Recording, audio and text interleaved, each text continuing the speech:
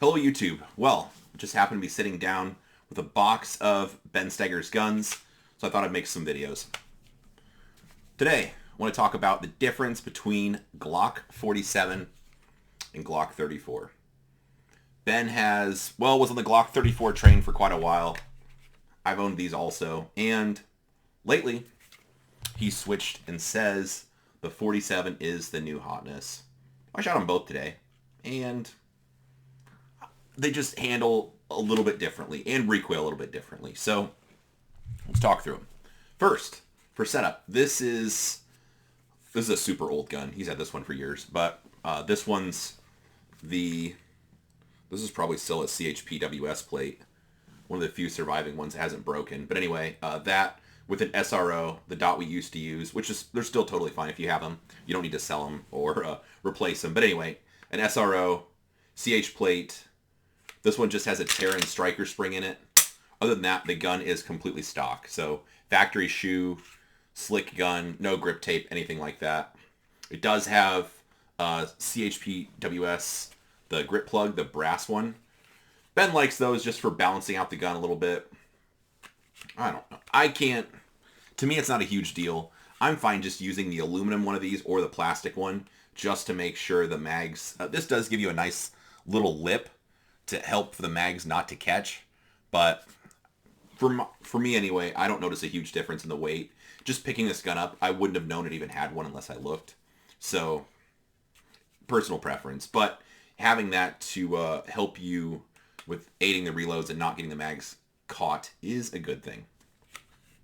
Otherwise, just shooting this 34, kind of a trip down memory lane. They shoot fine. Maybe, I think the contrast is this is a little bit slower feeling recoil, and the 47 feels a little bit more, I won't say punchy, but maybe more direct. So this has a Glock 19 length recoil system spring.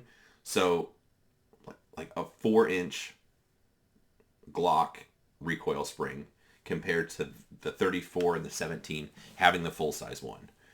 Having the shorter spring is going to change the way the gun behaves and cycles a little bit.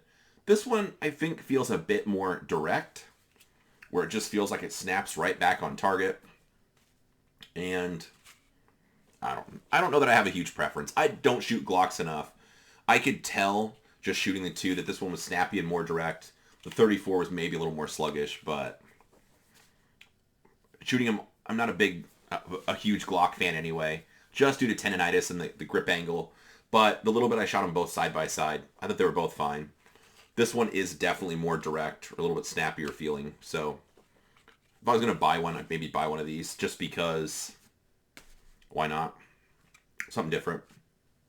For red dots, this one has a 5 MOA Vortex Defender XL. Didn't have any other plates on hand at the time, so this one has, when I mounted this one, I put this one together, a Vortex plate that comes with the dot. No issues with those at all.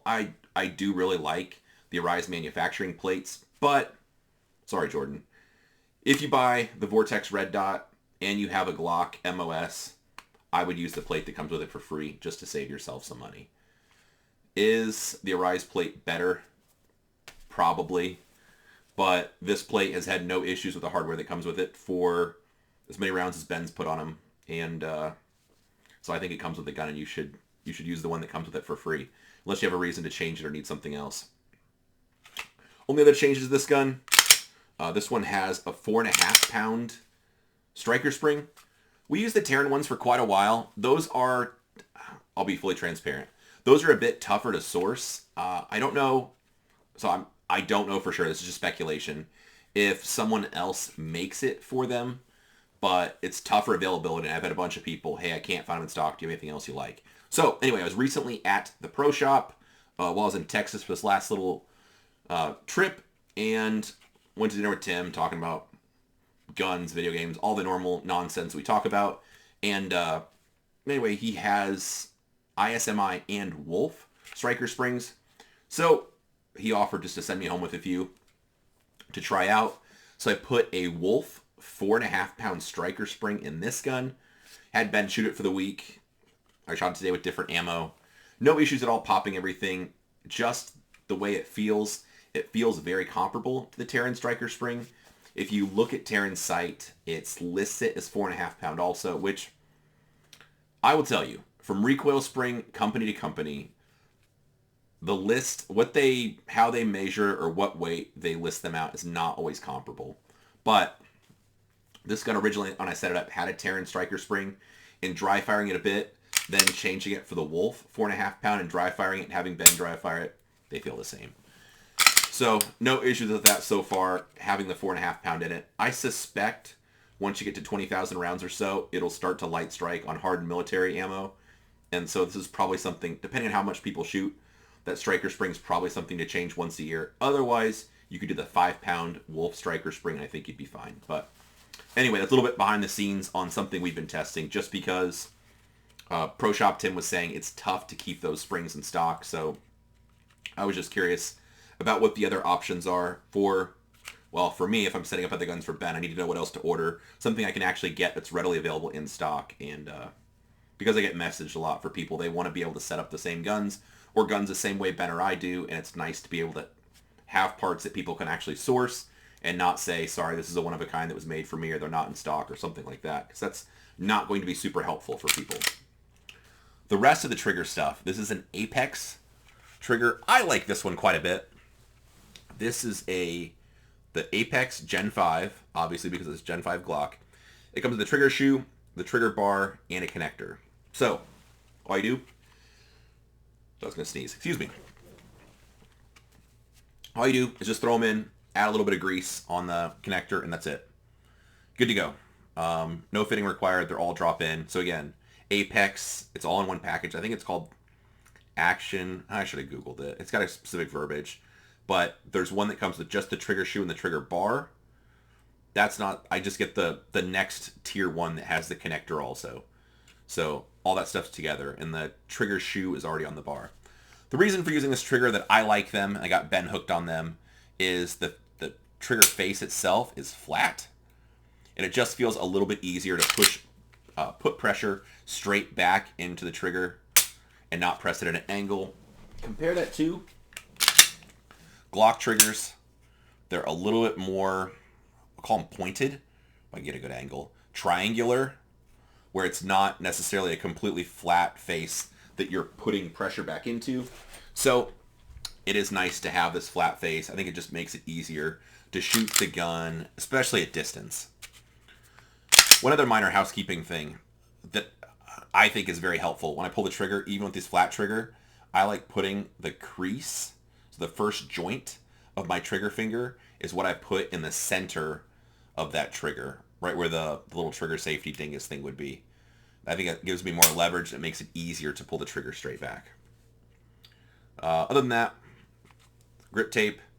This one, it's made for a Gen 4, but it works just fine. Ben picked this one out, so don't blame it on me. Same brass, CH plug, and that's it. Otherwise, the gun's stock. So overall, in total cost, obviously the red dot and the plate, that's all together.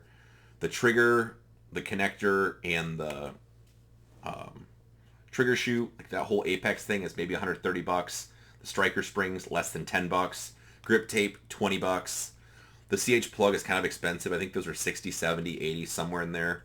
But overall, minus the plug, it's not super expensive to upgrade the gun if that's stuff you want to try.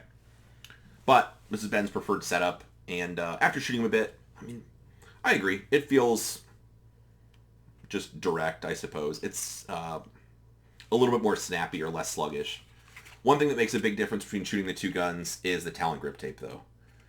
With this, you want to make sure you follow the directions to the letter, because I've had a bunch of people message saying that it doesn't stay on, or it slips, or all that kind of stuff. What you want to do is it comes with an alcohol wipe. You wipe off the grip as best you can.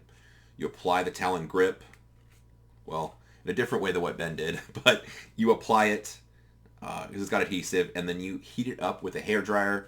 My fiance actually has a beautician, or like what a professional hairdresser would use. Gets the gun so hot that activates all the adhesive that then I end up just using both hands and 100% crush as hard as I can, even trying to make the frame flex, pulling from front to back, crushing it from side to side, using both hands, really getting into it with everything I have. it almost feels like I'm going to burn my hands with how hot she's able to get it. I even put on like just light like mechanics gloves one of the time just because it was kind of uncomfortable. But anyway, going through that process of heat it up all the way, smashing the adhesive, the grip tape from every possible angle, let it cool for a couple minutes, heat it back up again, smash it in, let it cool a minute, heat it up, smash it in. I do that probably 4 or 5 times. After doing that, Ben has not had any issues with it coming loose or falling off, and I never did either on my guns. So I think that's the way to set these up, because the grip tape does make a big difference for keeping the gun connected in your hand where it doesn't slide around or move while recoiling. So anyway, that is the 2 differences in Glock setups. The 34 with the SRO, which if you have one of these, they're still good to go. I have no reasons to say I would trade out the gun or the optic, but if you're looking for something new, I do like the 47. It's a little bit more direct, a little bit more snappy, but it shoots well. So anyway, that is a little bit of a ghost of Christmas past and the present Glock setups. If you have any questions, drop it below. Try to get them answered. I guess like, share, subscribe, thumbs up, whatever. If you want to, I appreciate you watching.